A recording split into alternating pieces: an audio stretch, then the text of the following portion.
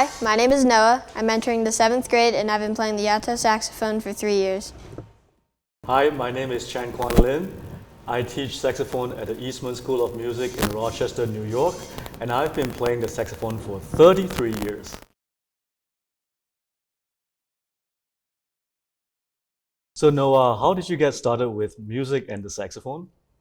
I started playing the alto saxophone in the 3rd grade, where I was picking an instrument to play for music class. And I saw and heard all the different instruments, but the one that stood out to me the most was the alto saxophone. So I just thought it looked cool. It sounded amazing, and when I heard it, it had this like powerful but smooth sound, and that's what led me to choosing it as my instrument. So, how did you get started? Well, I got started in music when I was 4 years old when I started playing the violin. And when I was 16 in the school band, I picked up the saxophone. And for many of the same reasons as you said, I love the way it looks, I love the way it sounded, and haven't looked back since.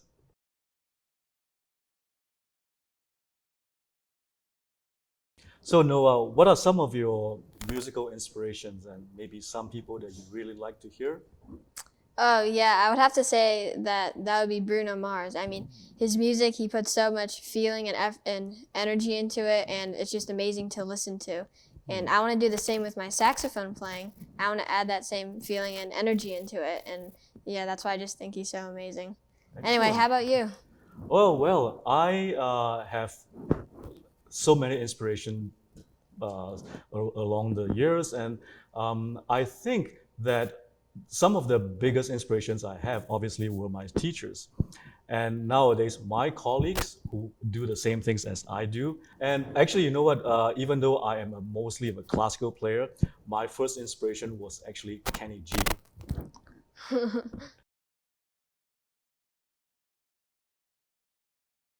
So Noah, can you tell us some of the challenges that you have faced in your musical journey so far? Yeah, I would have to say that would be learning new techniques. I mean, sometimes they can involve using many different components like your mouth, your tongue. You need to have the right airflow sometimes. And I just find that really hard sometimes. For example, I'm learning vibrato right now. I'm still trying to master it. Yeah, that uses your tongue. You need to have good airflow to do that. And I'm just finding that pretty difficult right now. So I just keep practicing and I feel like I'm getting the hang of it. How about you?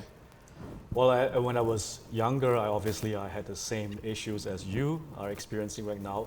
Every time I learn a new technique, it takes a lot of time to practice, and also going back to the teacher to get it fixed, things like that.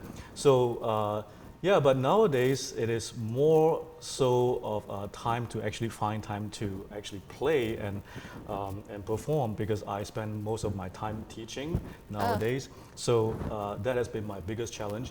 But along the years, I've also have other challenges, mostly to find, when I was earlier in my career, to find good players to listen to, because back then we don't have YouTube, and yeah, it's hard to find recordings.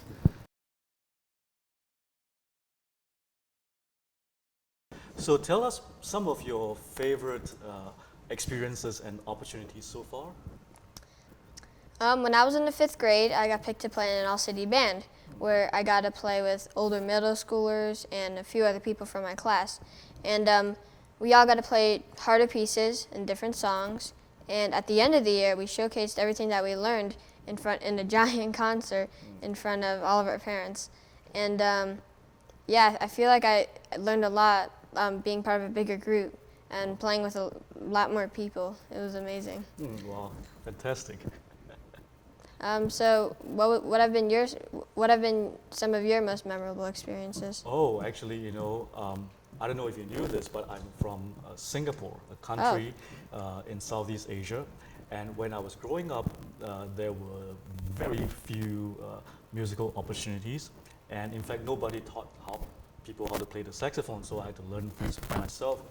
And when I went to Boston for to study the saxophone itself, for real.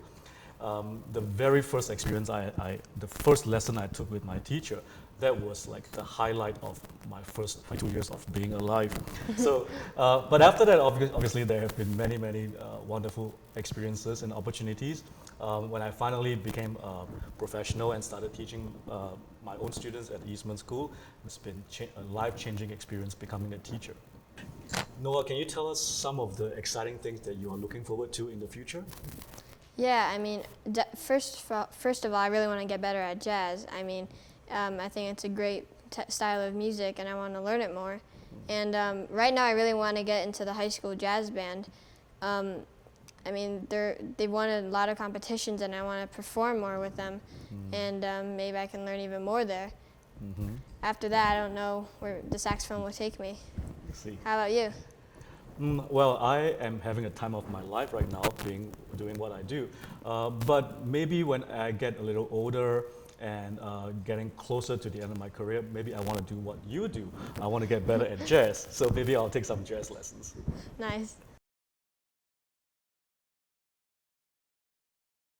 So, do you have any advice for kids my level and my age? You know, when I was growing up, like I told you earlier, there were no teachers around. But nowadays, there's an abundance of great teachers. I would take as many kinds of lessons as possible with all these wonderful people because now you can always contact them. Then as far as playing wise, just play as much as you can. Play any kind of music that you can get your hands on. Just experience it because everything will start to accumulate in your music experiences.